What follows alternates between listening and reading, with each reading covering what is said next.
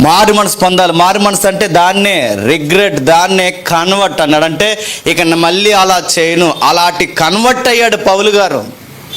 యూదా మతంలో ఉండేవాడు, మనుషుని చంపుతూ తిరిగేవాడు, మనుషులను చంపడమే ప్రాణాధారమైనట్టు తిరిగేవాడు, క్రైస్తవ సంఘాన్ని హింసించడమే గొప్ప కార్యమని తిరిగాడు.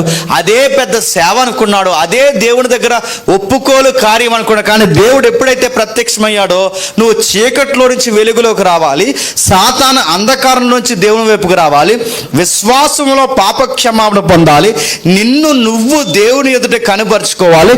అప్పుడు నువ్వు మారి ఇలా మారాలని అనేకులను దేవుని వైపుకి త్రిప్పాలి. అది నీ కాలింగ్ అన్నాడు. ఇది జరిగితే గాని, గుర్తుపెట్టుకోండి, ఈ పిలుపుని ఆయన నెరవేరిస్తే గాని పౌలు గారికి సంపూర్ణమైన పరిశుద్ధాత్మ వరం పనిచేయదు.